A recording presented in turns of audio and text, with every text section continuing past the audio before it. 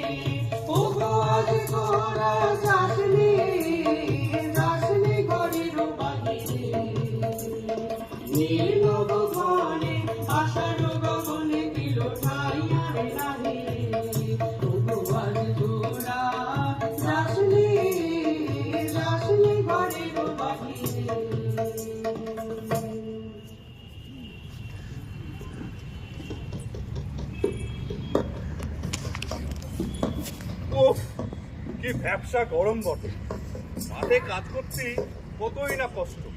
আচ্ছা সাকিনা, তুমি কি জানো কাল বৃষ্টি হবে কিনা?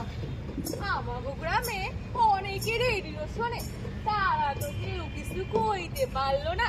তবে যদি বৃষ্টি হয় তাহলে খালি ক্ষতি, ফসল যদি নষ্ট হয় কি হইব জানি না। আল্লাহ তুমি আমাকে দয়া কইরো। আকাশ দেখা তো মনে হয় বৃষ্টি আগামী সপ্তাহে হইব, কিন্তু বর্ষা কইরা কিছু কখন যায় না। আর আবহাওয়ার খবর সে যে কখন ঠিক থাকে আর কখন ঠিক থাকে না। এই আবহাওয়ার খবর কাল কি হইব বা পরশু তা তো কেউ কিছু বলতে পারে না। তবে আমার মা কইতো গরু যদি অস্থির হয়, মানে ধরে ছটফট ছটফট করে বা হাওয়ায় যদি এমন গন্ধ আসে তখন বৃষ্টি হইতে পারে।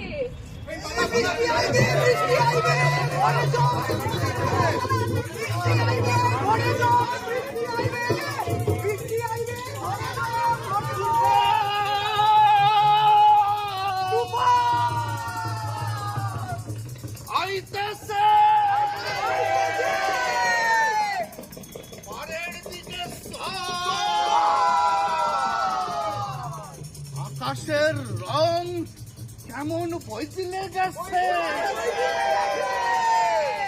বাতাসের গতিবেগ বাড়তেছে। বইতেছে। এ লক্ষণ ভালো নয়।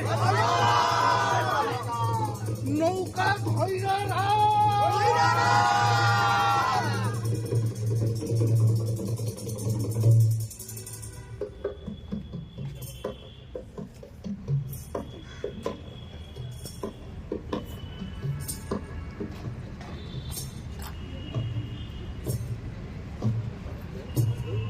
আজ কলকাতায় কালবৈশাখীর সতর্কতা। আলিপুর আবহাওয়া অফিস বলছে আগামী 48 ঘন্টার মধ্যে কালবৈশাখীর অনুকূল পরিস্থিতি রয়েছে দুপুরের পর থেকে। দক্ষিণবঙ্গের এক বা একাধিক জেলায় কালবৈশাখীর সম্ভাবনা। বৃষ্টিতে ভিজতে পারে গাঙ্গেয় পশ্চিমবঙ্গের এক বা একাধিক জেলা। আগামী কয়েকদিনে বৃষ্টির পরিমাণ বাড়তে পারে বলে পূর্বাভাস। আমরা কথা বলে নেব আমাদের আরেক সংবাদদাতা অয়নের সাথে। অয়ন, আবহাওয়ার লেটেস্ট হালচাল সম্পর্কে কি জানা যাচ্ছে? দেখো মোনালিসা, সবচেয়ে স্বস্তির খবর, গোটা দক্ষিণবঙ্গে এই মুহূর্তে কালবৈশাখী অনুকূল পরিস্থিতি তৈরি হয়েছে।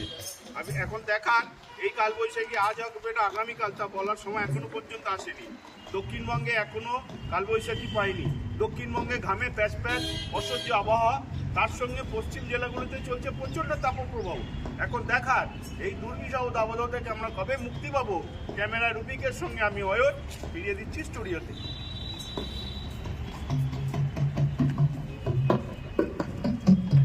চিংড়ি কত?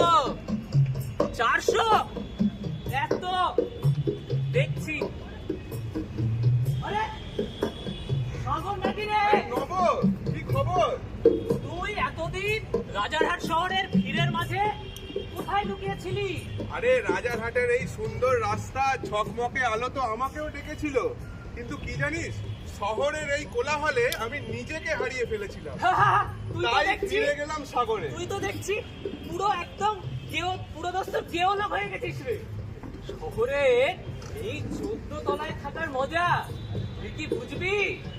এই উঁচু উঁচু সব বাড়িতে তৈরি শহরের স্কাই লাইনটাকে বড় সুন্দর দেখায়, বুঝলি?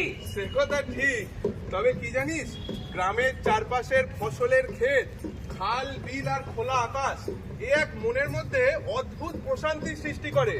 আর গ্রামের মানুষের মন হয় সুন্দর এবং সতেজ। তারা যত ঝড় বৃষ্টি আসুক না কেন একে অপরের পাশে থাকে সব সময়। ঝড় বৃষ্টির কথা বলতে মনে পড়লো, আচ্ছা আকাশটা তো মেঘলা, আজকের দিনটা কেমন যাবে ঠিক বুঝতে পারছি না। আরে রেডিওতে শুনছিলাম, বললো আজ নাকি বৃষ্টি হবে, আর কাল থেকে উপকূলবর্তী জেলায় ঝোড়ো হাওয়া বইবে, তার সঙ্গে তাপমাত্রা কিছুটা কমবে আর আর্দ্রতা কিছুটা বাড়বে, আর তার সাথে আরে, থাম থাম, আর বলতে হবে না। আবহাওয়া অফিসের ফোরকাস্ট তো, ওদের ফোরকাস্ট শুনলে মনে হয় ওরা নিজেরাই জানে না আসলে কি হবে। ঠিক ওদের ভবিষ্যৎবাণী আর সেকেলে ক্রিকেটের আউটের সিদ্ধান্তের একটাই মিল, একেবারে লটারির মতো। যা বলেছিস। কি তাই তো? চল, চল চল। চল চা খাই চল।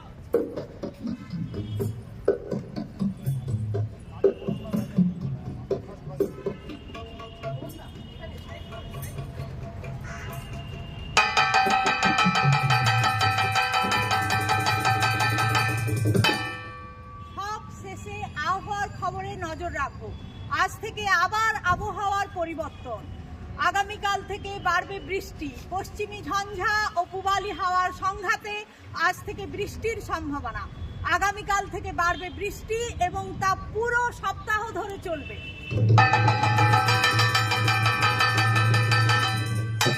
বঙ্গোপসাগরে নিম্নচাপের ভ্রুকুটি, দক্ষিণবঙ্গে ভারী বৃষ্টির পূর্বাভাস। সোমবার ঘন্টায় 30 থেকে 40 কিলোমিটার বেগে বইতে পারে ঝোড়ো হাওয়া। সোম থেকে বৃহস্পতিবার পর্যন্ত ভারী বৃষ্টির সম্ভাবনা।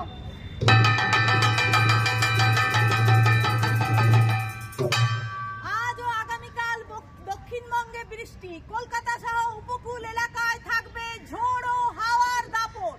নিম্নচাপের প্রভাবে সমুদ্র উত্তাল থাকবে, সে কারণে সমুদ্রে মৎস্যজীবীদের যেতে বারণ করা হয়েছে।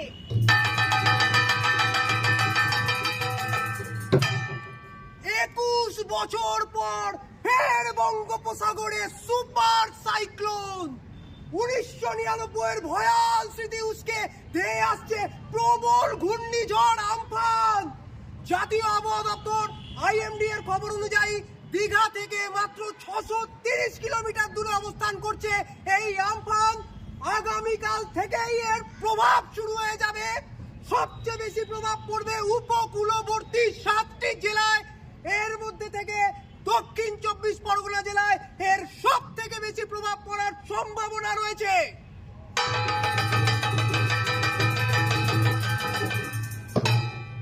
আরো শক্তি বাড়িয়েছে আমফান। আলিপুর আবহাওয়া দপ্তরের পূর্বাভাস, এর প্রভাবেই মঙ্গলবার থেকে কলকাতা সহ দক্ষিণবঙ্গের 7 জেলায় ভারী বৃষ্টি হওয়ার সম্ভাবনা। খুবই শক্তিশালী ঘূর্ণিঝড়ে পরিণত হয়ে পশ্চিমবঙ্গের সাগরদ্বীপ এবং বাংলাদেশের হাতিয়ার দ্বীপের মধ্যবর্তী অঞ্চল দিয়ে বুধবারই প্রবেশ করবে।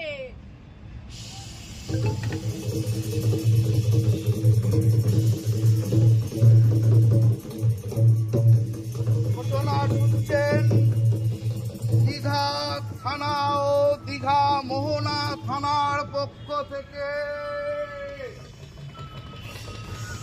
আলিপুর আবহাওয়া অফিসের পূর্বাভাস অনুসারে আমফান নামক ঘূর্ণিঝড় প্রবল শক্তি সম্পন্ন হয়ে সুপার সাইক্লোনে পরিণত হয়েছে। সমস্ত উপকূলবর্তী এলাকাবাসীদের আগাম সতর্কতা যে কোনো মুহূর্তে এই এলাকায় আছড়ে পড়তে পারে এই ঘূর্ণিঝড়। তাই আপনারা সকলে নিরাপদ আশ্রয়ে থাকবেন, বাড়ির বাইরে কেউ যাবেন না। নিকটবর্তী সাইক্লোন সেন্টার, স্কুল, বাড়ি